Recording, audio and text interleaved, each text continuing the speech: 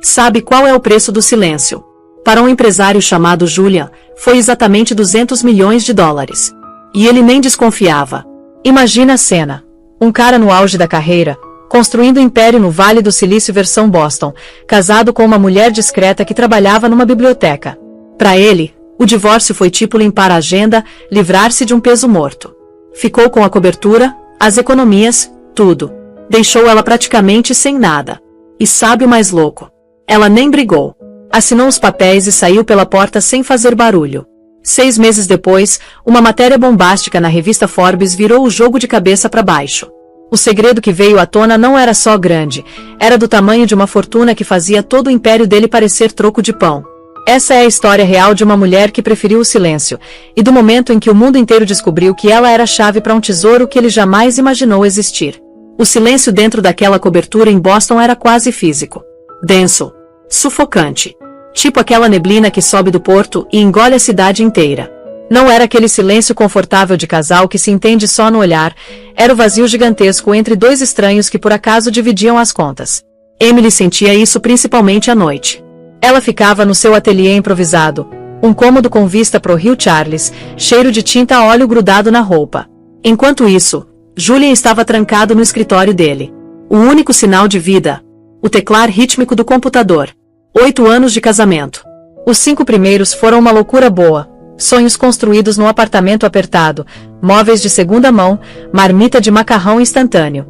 Julian tinha aquela ambição afiada, aquele carisma capaz de convencer investidor a soltar grana que nem tinha. Emily, com seu jeito quieto e o emprego fixo no setor de livros raros da biblioteca pública, era a âncora dele. Ela acreditava nele com uma intensidade que às vezes surpreendia ela mesma. Preparava o almoço dele, revisava as propostas de negócio, comemorava cada vitória pequena como se fosse a conquista da lua. O salário modesto dela mantinha as contas em dia enquanto a primeira startup dele, uma empresa de análise preditiva chamada EtherTech, queimava dinheiro feito papel. Aí a Ether conseguiu um investimento gigante. Da noite pro dia, tudo mudou. O apartamento apertado virou cobertura. Marmita virou festa com buffet onde Emily se sentia mais garçonete que anfitriã. O guarda-roupa dele passou de suéter puído para terno sob medida. Até o jeito de falar mudou. Começou a soltar palavras como sinergia, disrupção, taxa de queima em conversa casual. Parou de falar sobre nosso sonho e começou a falar sobre meu legado. Emily tentou acompanhar. Trocou os cardigans confortáveis por vestidos de grife que pareciam fantasia. Tentou conversar com os amigos novos dele, gente elegante e predatória que te avaliava pelo relógio no pulso e pelas ações na carteira. Mas ela era uma alma analógica no mundo digital. As paixões dela eram o cheiro de papel envelhecido, a mudança sutil da luz numa pintura de Vermeer, a satisfação tranquila de dar vida a uma tela com as próprias mãos. Coisas que não dava para quantificar, otimizar ou monetizar. No mundo novo do Julian, não valiam nada. A rejeição foi gradual no começo. Ele chamava o trabalho dela na biblioteca de obizinho fofo. Olhava as pinturas dela e soltava um legal. Ele ia antes de mudar de assunto imediatamente para a última avaliação da EtherTech. O corte mais profundo veio 6 meses antes do fim. Ela tinha passado um ano trabalhando num retrato dele dos primeiros tempos, capturando aquela fome e esperança nos olhos dele. Revelou a obra no aniversário de casamento, coração batendo forte, mistura de orgulho e vulnerabilidade.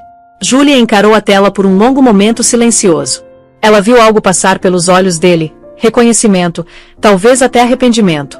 Mas foi embora rápido, substituído por um olhar frio e calculista. Ficou bom, ele disse.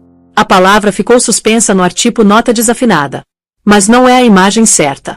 Não sou mais assim. A gente precisa de algo mais aspiracional pro espaço, algo de artista conhecido. É questão de alinhamento de marca. Ele não viu um presente de amor. Viu conflito de branding. Foi nesse momento que Emily soube. O marido dela tinha ido embora. No lugar dele, só o CEO da Ether. O homem com quem ela casou agora era só fantasma numa foto que ela mesma tinha pintado. A mulher que tomou o lugar dela chamava Savannah Sterling. Emily não sabia o nome no começo. Só os sinais. Perfume diferente nos ternos dele, reuniões de diretoria que iam até 3 da manhã, o jeito que ele protegia o celular como se fosse segredo de estado. Savannah era tudo que Emily não era. CEO de uma empresa de tecnologia rival, figura carimbada na cena social de Boston, perfeita nas páginas brilhantes de revista. Julia não estava só tendo um caso, estava fazendo upgrade. O fim chegou numa terça-feira. Tava chovendo, aquele tipo de chuva implacável e miserável que combinava com o clima dentro da cobertura. Emily estava catalogando os manuscritos do século XVIII recém-adquiridos pela biblioteca, encontrando consolo no trabalho cuidadoso e preciso. Julian entrou. Não de terno como sempre, mas com roupa de treino, cara que gritava: acabei de sair da academia com personal trainer. Não sentou. Ficou de pé perto das janelas do chão ao teto, silhueta contra o céu cinza e agitado. Emily, começou, voz totalmente sem emoção. Isso não tá funcionando. Ela não levantou os olhos do trabalho, dedos traçando a tinta desbotada de um poeta morto há muito tempo. Eu sei. A aceitação tranquila dela pareceu deixar ele nervoso. Claramente tinha ensaiado para briga, para lágrimas, para súplicas. Estava preparado para a cena dramática, não para essa calma pesada e resignada. Venho pensando nisso faz tempo. Ele continuou, ganhando momentum. A gente se distanciou. Queremos coisas diferentes. Tô numa trajetória que exige um tipo diferente de parceira. Alguém que entende as pressões, o networking, o mundo onde eu vivo. Alguém tipo Savannah Sterling, Emily pensou. Mas não disse nada. Conversei com meu advogado. Ele disse, as palavras saindo rápido agora, clinicamente. Marcus Thorne. O melhor. Ele vai preparar a papelada. Quero que isso seja amigável, limpo. Estou preparado para ser generoso. Emily finalmente levantou os olhos. O olhar dela, cor de mar tempestuoso, encontrou o dele. Não tinha raiva ali, só uma tristeza profunda, sem fundo. Qual sua definição de generoso, Julia? Ele mudou o peso de pé, desconfortável sob o olhar direto dela. Vou deixar você ficar com seu carro e vou dar uma indenização, digamos $50.000 para te ajudar a se reerguer, achar um lugar novo. É mais que justo considerando que você não contribuiu financeiramente em anos. A crueldade da afirmação tirou o fôlego. Os anos que ela trabalhou para sustentar os dois, a herança dos pais que ela investiu no primeiro empreendimento fracassado dele, o trabalho emocional de segurar a vida deles, tudo apagado. Na cabeça dele, a contribuição dela tinha saldo zero. Ela levantou, movimento lento e deliberado. Caminhou até o cavalete onde o retrato do Julian mais jovem e esperançoso ainda estava, coberto por um lençol branco. Não disse palavra. Só olhou para a pintura coberta, depois de volta para o estranho parado na janela. Tudo bem, ela disse, voz mal passando de sussurro. Manda seu advogado mandar os papéis. Julian pareceu aliviado, quase eufórico. O obstáculo final para a vida nova dele tinha desmoronado sem nenhum sussurro de protesto. Ele esperava guerra. Recebeu rendição. Viu como fraqueza, como confirmação de que estava certo em descartar ela. Ele não fazia ideia que o silêncio dela não era fraqueza. Era julgamento. O escritório do Marcus Thorne era monumento à litigância agressiva. Localizado no 45º andar da Torre Credencial, o espaço era sinfonia de cromo, couro preto e vidro, oferecendo vista panorâmica de uma cidade que Julian sentia estar prestes a conquistar. Thorne em si era reflexo do ambiente. Afiado, caro, com aquela quietude predatória de tubarão. Julian sentado num lado da mesa enorme de mogno, irradiando impaciência. Checava o relógio a cada poucos minutos. Tinha almoço marcado com o investidor em potencial da Bunny Capital. Esse divórcio era só tarefa administrativa que precisava arriscar da agenda. Emily sentada do lado oposto, acompanhada apenas por uma defensora pública, jovem mulher dedicada chamada Sarah que parecia completamente intimidada pelo cenário. Emily, em contraste, parecia totalmente tranquila. Vestia um vestido cinza simples, cabelo castanho comprido preso num coque arrumado. Parecia a bibliotecária que tinha entrado no lugar errado e acabado numa sala de reunião corporativa. Mas tinha uma compostura desconcertante. Marcus Thorne pigarreou. Som tipo pedregulho sendo peneirado. Senhora Croft, ou logo senhorita Vance de novo, começou, sorriso condescendente nos lábios. Temos aqui o acordo final de divórcio. Como verá, meu cliente, Sr. Croft, foi excepcionalmente generoso. Empurrou o documento grosso pela mesa. Sarah, a defensora, começou a folhear, sobrancelha franzida em concentração. Julian se inclinou para frente. Olha, Eli, vamos acabar logo com isso. Te dei o que conversamos, os 50 mil, você fica com o Honda, seus itens pessoais. Todo o resto, a cobertura, as carteiras de investimento, a coleção de arte, as economias, fica comigo. É separação limpa. O negócio é meu. Eu construí. É simples assim. Sarah levantou os olhos dos papéis, olhos arregalados de incredulidade. Dr. Thorne, isso não é acordo. É capitulação. Pela lei de Massachusetts, bens conjugais devem ser divididos equitativamente. A Sra. Croft tem direito à porção significativa da avaliação da EtherTech, do valor dessa propriedade e pensão substancial. Estamos falando de milhões. 50 mil é insulto. Thorne riu, som baixo e desdenhoso. Sua cliente era bibliotecária, não sócia comercial. O sucesso da Ether é resultado do gênio e trabalho duro do Sr. Croft. Ponto final. Estamos preparados para argumentar no tribunal que a contribuição dela foi negligenciável. Batalha jurídica prolongada será desagradável e cara. Direcionou o olhar para Emily. Vamos investigar cada aspecto da sua vida. Tem certeza que quer isso? A ameaça era clara. Iam pintá-la como interesseira que não contribuiu com nada. E iam usar os vastos recursos do Julian para enterrá-la em honorários advocatícios até ela falir. Julian acrescentou o toque dele. Não seja difícil, Emily. Aceita o acordo. É a jogada inteligente. Você não tem como me enfrentar. Todos os olhos se viraram para Emily. Sarah olhava para ela implorando que deixasse ela lutar. Julian olhava com mistura de pena e irritação. Thorne olhava com a confiança de homem que nunca tinha perdido. Emily pegou a caneta. A mão dela perfeitamente firme.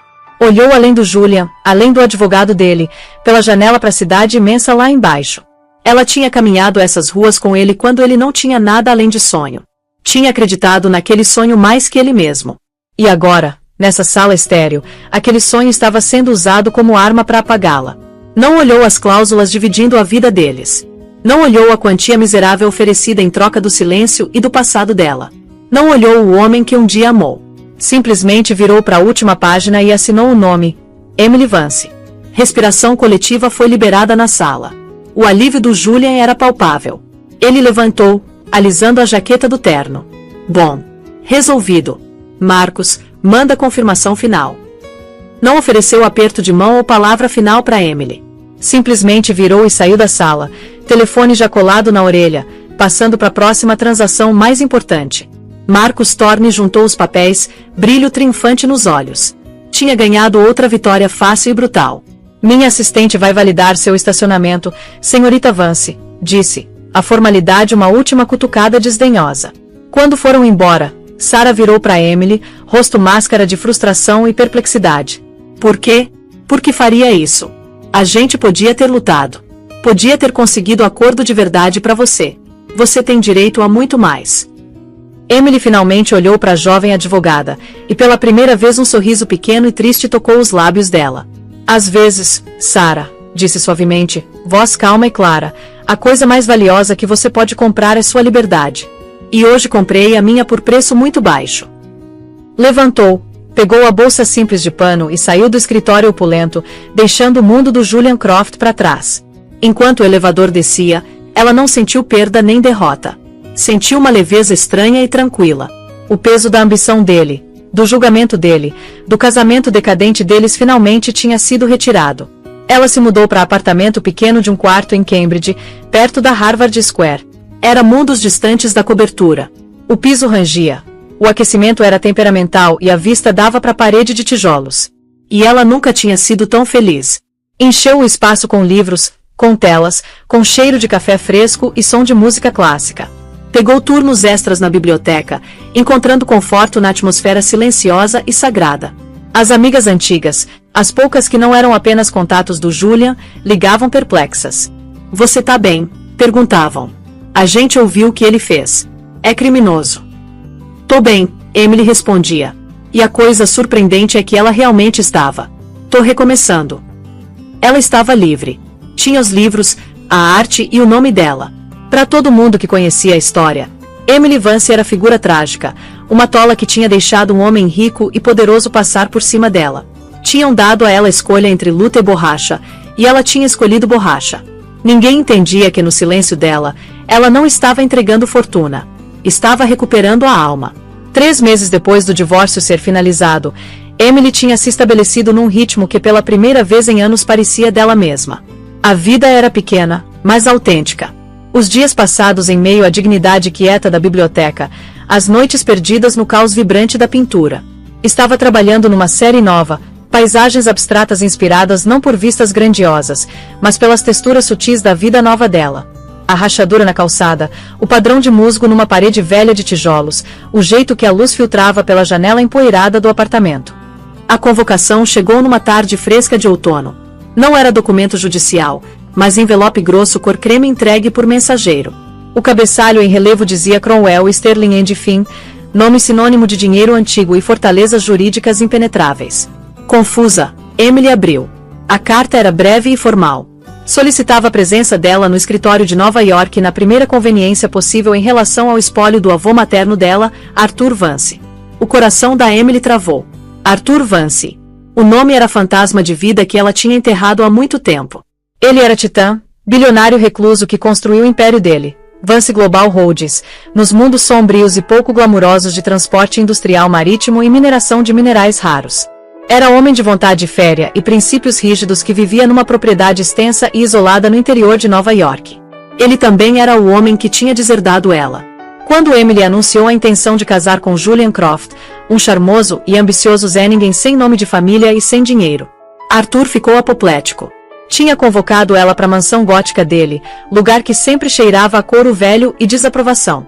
Esse garoto é predador, Arthur tinha dito rispidamente, olhos ainda afiados e inteligentes aos 85 anos, perfurando ela.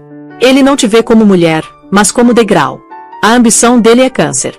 Ele vai te usar, e quando você não for mais útil, vai te descartar.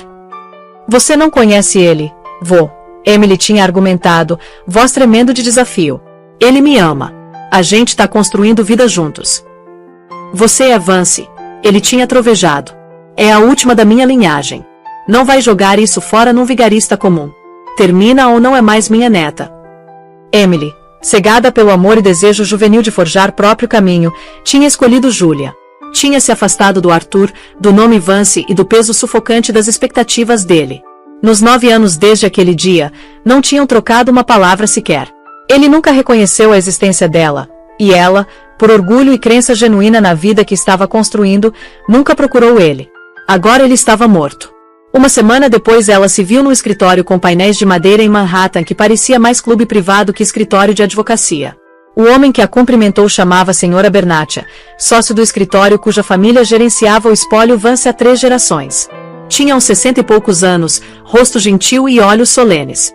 Senhorita Vance, disse, gesticulando para ela sentar. Obrigado por vir. Eu era advogado pessoal do seu avô, e gostaria de dizer que era amigo dele. Sinto muito pela sua perda. Para ser sincera, Sra. Bernatia, perdi ele faz muito tempo. Emily disse baixinho. Nem sei direito por que tô aqui. Presumo que tem alguns papéis para assinar, formalidades. Sra. Bernatia juntou as mãos na mesa grande. Seu avô era homem complicado, teimoso, orgulhoso. Nunca perdoava fácil. Ele observava sua vida de longe, sabia. Isso surpreendeu Emily. Observava. Tinha investigador particular fornecendo relatórios mensais, a Bernatia confirmou. Sabia sobre a empresa do seu marido. Sabia do sucesso dela. E sabia do divórcio. Emily sentiu rubor de vergonha. Então o avô dela tinha visto a previsão dele se concretizar. Tinha visto ela ser descartada exatamente como ele disse que seria. O divórcio foi finalizado dia 12 de maio, a Bernatia continuou, consultando o arquivo. Seu avô faleceu dia 15 de maio. O timing foi impressionante, 3 dias. Ele fez mudança no testamento na manhã do dia 14 de maio, Sra. Bernatia disse, voz baixando ligeiramente. Uma mudança final. Deslizou o documento pesado de papel timbrado pela mesa. Era o último testamento de Arthur Vance. Ele tinha testamento anterior redigido no dia seguinte ao seu casamento com Sr. Croft. Nele, deixava toda a fortuna para a variedade de fundos fiduciários de caridade. Você foi explicitamente removida. Esperava isso, Emily murmurou. Este testamento novo, a Bernatia disse, batendo no documento, anula aquele. Ele escreveu pessoalmente, comigo como testemunha. Estava lúcido e pela primeira vez em 9 anos bastante claro sobre as intenções. Fez pausa, deixando a gravidade do momento se assentar na sala silenciosa. Senhorita Vance, disse, olhando diretamente nos olhos dela. Arthur Vance nomeou você como única herdeira de todo o espólio dele.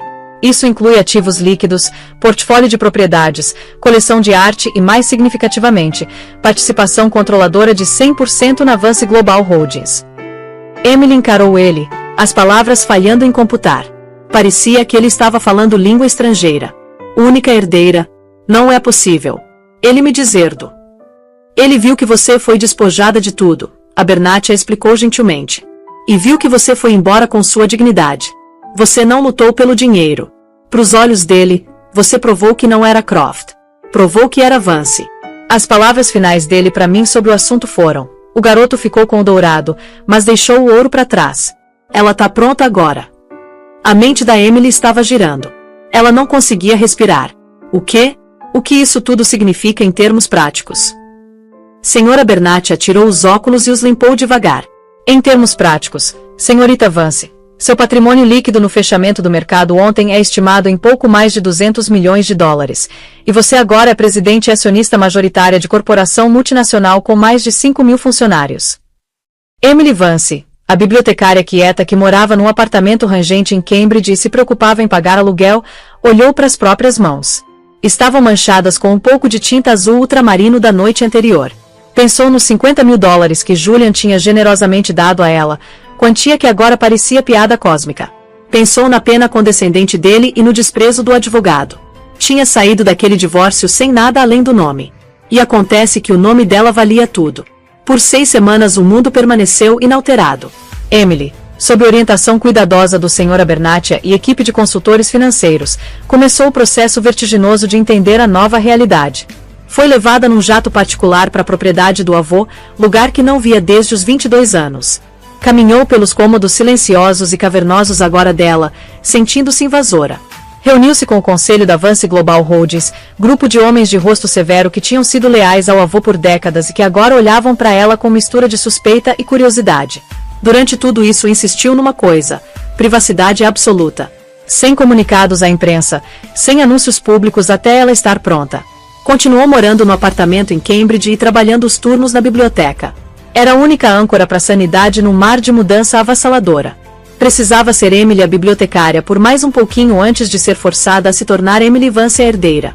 O silêncio foi oficialmente quebrado pela revista Forbes. Apesar dos melhores esforços do espólio, história dessa magnitude não podia ser contida para sempre. Jornalista conhecido por mergulhos profundos no mundo do dinheiro antigo juntou as peças. A manchete no site deles, publicada numa manhã fresca de outubro, era simples e devastadora. A herdeira secreta do titã recluso Arthur Vance é bibliotecária de Boston. Sua neta, Emily Vance, herda império de mais de 200 milhões. O artigo era completo. Detalhava a carreira lendária do Arthur Vance, o poder imenso e quieto da empresa dele e a reviravolta de terceiro ato chocante do testamento. Mencionava o afastamento da única neta e crucialmente mencionava o divórcio recente e discreto dela do CEO de tecnologia em ascensão Julian Croft. O jornalista não precisou adicionar comentário. A linha do tempo contava a história inteira. Ela foi divorciada em maio, deixada praticamente sem nada. O avô morreu dias depois. Ela agora era uma das mulheres mais ricas do país. O tremor secundário atingiu o mundo do Julian Croft tipo evento sísmico. Ele estava numa reunião de diretoria apresentando projeções de crescimento trimestral da Ether quando o telefone, no silencioso, começou a vibrar incessantemente na mesa. Era o COO, o CFO, o chefe de RP. Ignorou, irritado com a interrupção. Aí Marcus Thorne, o advogado dele, mandou mensagem em letras garrafais: "Liga para mim agora. É emergência." Julian se desculpou, indo para o corredor franzindo a testa. "Marcus, tô numa reunião. Isso é melhor ser importante." "Você viu as notícias, Forbes?" A voz do Marcus estava tensa, em pânico. "Não. O que é?" "É a Emily", Marcus disse, o nome soando alien na boca dele. O avô dela era Arthur Vance da Vance Global Holdings. Ele morreu, Julian. Deixou tudo para ela. A mente do Julian ficou em branco. Vance. Ele lembrava vagamente da Emily mencionando avô teimoso e velho, mas ela fazia ele parecer tipo fazendeiro aposentado, não magnata lendário. "O que você quer dizer com tudo?" "Tudo significa tudo", Marcos sibilou. "A empresa, a propriedade." "Julian, as estimativas iniciais são mais de 200 milhões." Julian sentiu o sangue sair do rosto. O corredor elegante e com ar-condicionado de repente ficou quente e apertado. Encostou na parede de vidro, dedos brancos apertando o telefone. 200 milhões. O número era sem sentido. Era erro de arredondamento no orçamento de nação. Era mais que a avaliação inteira da empresa para a qual ele tinha dedicado a vida construindo. A mente dele voltou para a reunião de divórcio. O rosto calmo da Emily, vestido cinza simples, silêncio dela. Ele tinha visto como fraqueza, como aceitação quieta de mulher que sabia a própria inutilidade. Sentiu onda de náusea. Não era fraqueza. Era desprezo. Ela tinha sentado ali sabendo que isso era possibilidade e deixou ele descartá-la por 50 mil dólares. Tinha visto ele se pavonear e se exibir, seguro num segredo que fazia o mundo inteiro dele parecer castelo de areia de criança. Ele encerrou a ligação e voltou cambaleando para o salão de reuniões. Os rostos dos investidores e executivos viraram para ele expectantes. Abriu a boca para falar sobre projeções e sinergia, mas tudo que conseguia ver era o rosto da Emily na mesa de assinatura. A dignidade quieta, a falta total de medo, a pena nos olhos que ele tinha confundido com tristeza.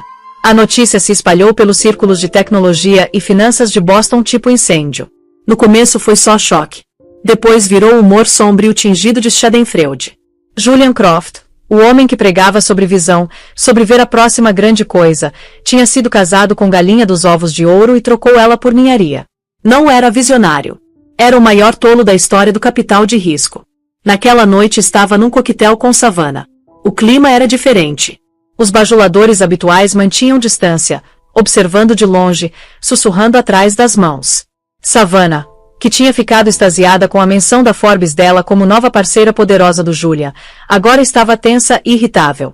Não acredito que você não sabia, disse com mandíbula travada, bebericando champanhe. Como você pode ter sido casado com alguém por 8 anos e não saber que a família dela sentava em cima de fortuna? Ela era afastada deles. Nunca disse palavra. Ele rebateu, nervos à flor da pele. Bom, talvez devesse ter perguntado. Savannah retrucou. Meu Deus, Julian, isso é pesadelo de RP. Faz você parecer incompetente. Faz a gente parecer piada. Ele viu então o cálculo nos olhos dela, o alinhamento de marca. Ele não tinha apenas divorciado da Emily, tinha divorciado de dinastia. E ao fazer isso tinha danificado fundamentalmente a própria marca. A mística do Julian Croft, o garoto de ouro infalível, estava despedaçada. Tudo que sobrou foi o homem ganancioso que tinha feito o pior negócio da vida. Ele sentiu pavor frio se infiltrar no coração. Não tinha apenas perdido fortuna, estava prestes a perder tudo. As consequências foram rápidas e brutais. Investidor que estava prestes a liderar rodada de financiamento Série B da Ether de repente esfriou, citando mudança na confiança do mercado. Sussurros seguiam Julian pelos corredores da própria empresa. A autoridade dele, antes absoluta, agora parecia oca. Tinha construído reputação em estar 10 passos à frente de todo mundo, e a revelação de que tinha sido tão espetacularmente surpreendido na própria casa corroeu a fundação inteira do mito dele. O desespero começou a se instalar. Via o futuro, o IPO, as capas de revista, o legado, escorregando pelos dedos. E tudo levava de volta a uma pessoa, Emily. Ficou obcecado. Tentou ligar para ela, mas o número tinha sido desconectado. Passou de carro pelo apartamento antigo em Cambridge, mas o dono disse que ela tinha se mudado semanas atrás, sem deixar endereço de encaminhamento. Estava trancado para fora, fantasma de passado que ela tinha completamente extirpado. Finalmente, através de investigador particular próprio, encontrou o endereço da recém-formada Fundação Vance numa tovnhose discreta e elegante em Beacon Hill. Essa era a chance dele. Tinha que consertar isso.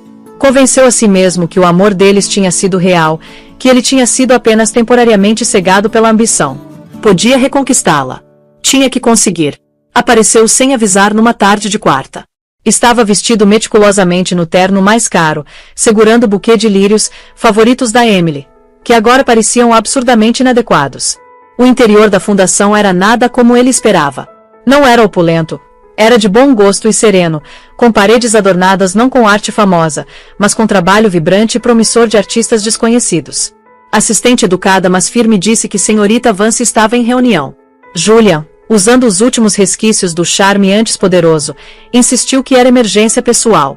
Relutante, a assistente o levou a escritório espaçoso com vista para jardim particular. E lá estava ela. Emily. Não era a bibliotecária tímida que ele lembrava. Estava alta, vestida com vestido azul marinho simples mas impecavelmente cortado.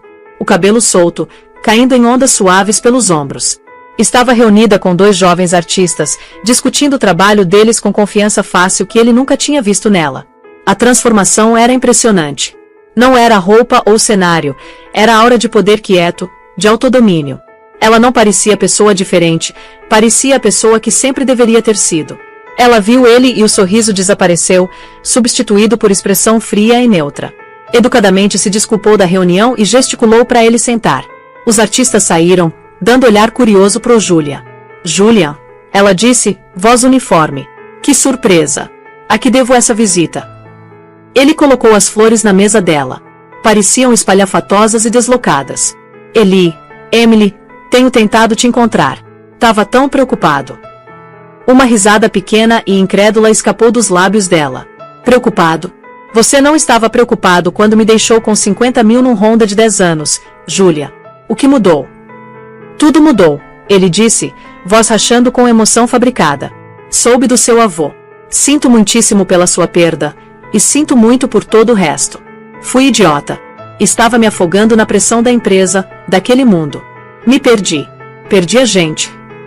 Aproximou-se, olhos suplicantes. Nunca foi sobre a savana. Ela foi distração, sintoma da doença da minha ambição. O homem com quem você casou ainda está aqui dentro.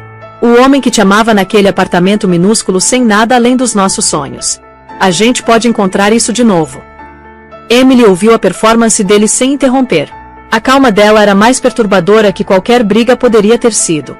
Quando ele terminou, longo silêncio se estendeu entre eles. Sabe o que meu avô fez depois que soube que íamos nos casar? Ela perguntou, voz perigosamente quieta. Julian ficou confuso. O quê? Não. Ele contratou empresa para fazer verificação completa de antecedentes sobre você. De verdade, não só pontuação de crédito.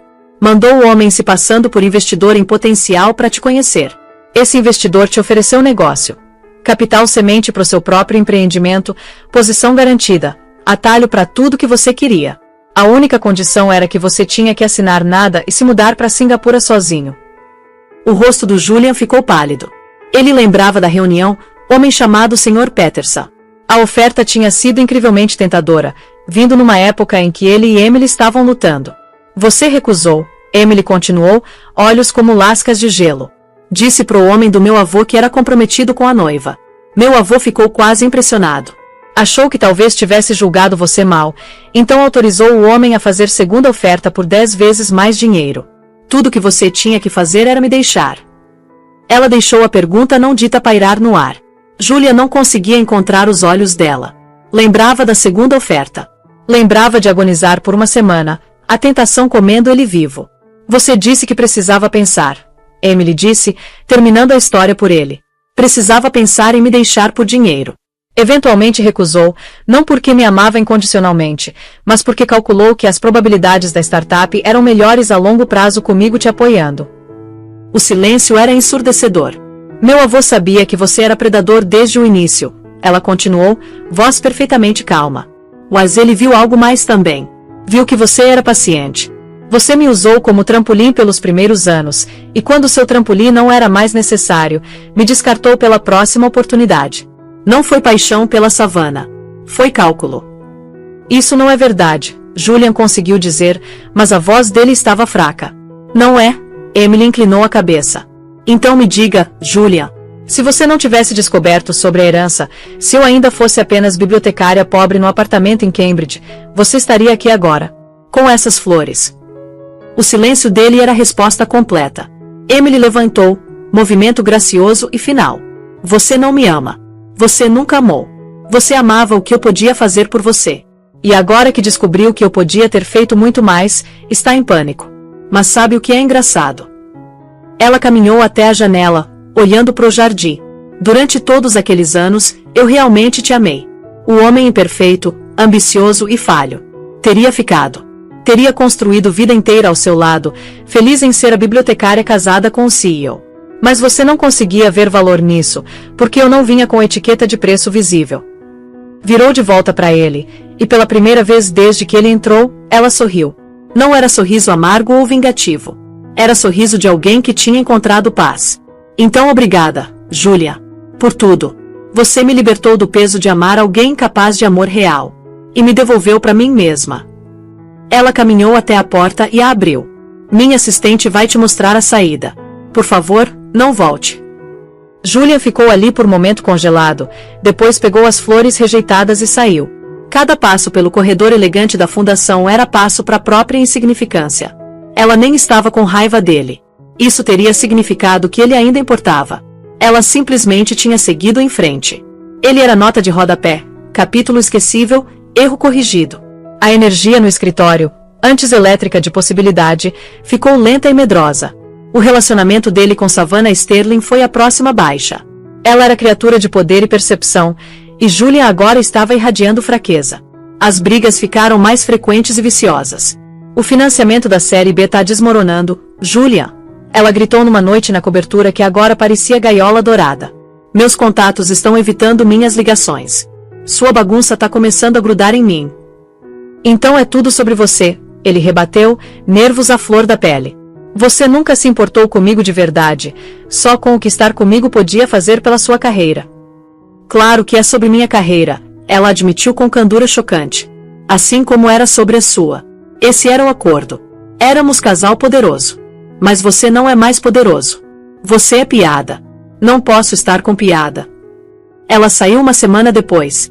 Sem despedida chorosa, só bilhete na ilha da cozinha e espaço vazio no armário onde as roupas de grife dela costumavam estar. Foi vista 2 semanas depois no braço de CEO de tecnologia rival, rindo num evento de caridade. Tinha feito upgrade assim como Julian tinha feito uma vez. A simetria era poética na crueldade. Com vida pessoal em frangalhos, Julian se jogou em salvar a empresa. Trabalhou 18 horas por dia alimentado por cafeína e desespero. Mas estava cometendo erros. Pressionou a equipe demais, fez apostas financeiras arriscadas, alienou parceiro-chave com comportamento cada vez mais errático e agressivo. Estava tentando forçar a avaliação da empresa a ponto onde pudesse provar para o mundo e para si mesmo que não precisava da Emily ou do dinheiro da família dela. O golpe final veio de dentro. Grupo de engenheiros sênior, desiludidos com a liderança dele e recrutados por competidor, renunciaram em massa. Eram o coração da inovação da Ether. Sem eles, o algoritmo proprietário da empresa era só fantasma na máquina. A notícia vazou e o valor da empresa despencou. O financiamento Série B não apenas desmoronou, evaporou. Dentro de 6 meses do artigo da Forbes, Julian foi forçado pelo conselho a renunciar como CEO. Reteve pequena porção das ações, agora valendo fração do valor de pico. A cobertura foi vendida para cobrir dívidas da empresa. Ele, que uma vez esteve no pináculo da elite de Boston, se viu alugando apartamento pequeno e estéril num complexo corporativo nos subúrbios, lugar sem caráter e sem história. Numa noite, sentado sozinho entre caixas embaladas, viu segmento de notícias na televisão. Era sobre a primeira grande iniciativa da Fundação Vance, subsídio multimilionário para digitalizar e preservar coleção inteira de livros raros da Biblioteca Pública de Boston. Ali estava Emily falando com a imprensa. Era articulada, equilibrada e apaixonada. Falou da importância de preservar história, de tornar conhecimento acessível para todo mundo. Parecia feliz. Parecia realizada. Parecia que não tinha pensado nele em meses. Ele era nada para ela. Nem fonte de raiva, nem arrependimento, nem mesmo memória. Era só item de linha no passado dela, capítulo fechado em livro que ela tinha terminado de ler há muito tempo. Os 50 mil que ele tinha dado a ela pareciam o gesto mais patético e irônico da história humana. Tinha tentado comprar silêncio e complacência dela, e em vez disso pagou ninharia pela própria danação. Finalmente entendeu o escopo total da perda. Não eram só os 200 milhões. Tinha perdido a mulher que acreditou nele antes de qualquer outra pessoa. A única pessoa que amou o homem, não o CEO. E tinha trocado ela por império de vidro que agora estava despedaçado aos pés dele. 1 ano depois do divórcio, o nome Julian Croft tinha desaparecido em anedota de advertência contada em drinks nos distritos financeiros de Boston. A Ether tinha sido adquirida pelos ativos por preço de liquidação por competidor maior, nome e visão absorvidos e apagados. Julian, tendo perdido assento no conselho, fortuna e noiva, tinha desaparecido da vista pública. Morava num complexo de apartamento bege sem alma numa cidade que uma vez zombou como subúrbio, lugar para pessoas cujas ambições tinham morrido. Numa terça à noite chuvosa, enquanto comia jantar de micro-ondas, a viu num programa de notícias nacional. Era segmento sobre filantropia moderna. Ali estava Emily, não numa sala de reunião, mas numa biblioteca pública iluminada rodeada de crianças. Estava anunciando a iniciativa mais recente da Fundação Vance, subsídio multimilionário para estabelecer bibliotecas móveis servindo comunidades rurais desfavorecidas. Estava equilibrada, articulada e irradiava energia calma e decidida. Julia assistiu, garfo de plástico no meio do caminho para a boca, e sentiu vazio profundo e oco. Não era só arrependimento pelo dinheiro perdido. Era a realização arrepiante de que ela tinha construído mundo de significado e substância enquanto dele tinha sido casa de cartas construída em ego. Ele não era mais nem vilão na história dela. Era prólogo irrelevante e esquecido. Desligou a televisão e sentou na escuridão cinza e silenciosa. O mundo da Emily, em contraste, estava saturado de cor e vida. A Fundação Vance se tornou instituição celebrada não pelo tamanho do patrimônio, mas pela inteligência e coração com que era administrada. Emily tinha encontrado vocação verdadeira não como CEO, mas como cultivadora de arte, de conhecimento, de potencial humano. Vendeu propriedade gótica opressiva do avô e a cobertura estéril, desfazendo-se dos fantasmas de homens que tentaram defini-la. Comprou casa linda e ampla do século XIX em Cambridge, uma com paredes cobertas de era, estantes transbordando e estúdio grande e arejado com parede de janelas voltadas para o norte que inundavam o cômodo com luz perfeita e consistente. Era espaço para viver e criar, não para performar ou impressionar. A arte dela, agora desatada de expectativa ou necessidade financeira, passou por evolução de tirar o fôlego. Tornou-se linguagem primária dela. A primeira exposição solo em galeria prestigiosa em Soho foi assunto da cena artística de Nova York. Tinha título simples: O Acordo Silencioso. A galeria estava lotada na noite de abertura, ecossistema vibrante de críticos, colecionadores e artistas. No coração da exibição pendia díptico massivo que comandava a sala. O painel esquerdo era visão claustrofóbica de cinzas metálicos frios e linhas angulares afiadas que pareciam comprimir o espaço, evocando o sentimento de gaiola dourada. O painel direito era antítese, composição explosiva e ascendente de cores quentes e vibrantes, azul ultramarino profundo, amarelo cádmio e laranja ardente, que sugeria liberdade sem limites e luz. Era autobiografia abstrata e crua. Foi ali, parada quieta num canto observando a multidão, que foi abordada por homem. Não era um dos colecionadores elegantes ou críticos bajuladores. Tinha jaqueta de tweed, olhos pensativos atrás de óculos com armação de arame e toque de grisalho nas têmporas. Era Dr. Ben Carter, professor de História da Universidade Columbia, que tinha sido atraído pelo catálogo da exposição. Me perdoe por interromper, começou, voz barítono cálido. Fiquei impressionado com o título da sua peça central, O Acordo Silencioso. Implica contrato. Pelo visual do painel esquerdo, os termos eram bem brutais. Emily, acostumada com pessoas perguntando sobre preço ou técnica, ficou agradavelmente surpresa com a percepção dele. Os termos eram que uma pessoa ficou com tudo e a outra pessoa ficou com a alma. Ela respondeu, sorriso pequeno brincando nos lábios. Barganha qualquer preço. Então, ele disse, olhos brilhando. Não fazia ideia de que ela era artista, muito menos sujeito de escândalo financeiro famoso. Só viu o trabalho e entendeu num nível profundamente humano. A conversa fluiu sem esforço da ressonância emocional da arte dela para a paixão própria dele, história de manuscritos iluminados. Descobriram amor compartilhado pelo passado tangível, pelas histórias guardadas em papel e tinta. Ele não viu artista ou socialite. Viu colega acadêmica, espírito afim cujas mãos, como as dele, eram frequentemente manchadas com tinta e pigmento. O relacionamento cresceu tão organicamente quanto as rosas selvagens no jardim novo dela. Foi construído nos corredores quietos de bibliotecas sobre xícaras de café e livrarias empoeiradas de Cambridge, durante longas caminhadas ao longo do rio Charles, o horizonte da cidade coisa distante e cintilante que não tinha mais poder sobre ela. Ben visitava o estúdio dela frequentemente, sentando por horas só para vê-la pintar.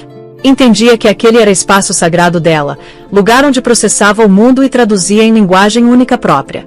Com ele, ela se sentia vista de jeito que nunca tinha sido com Julia.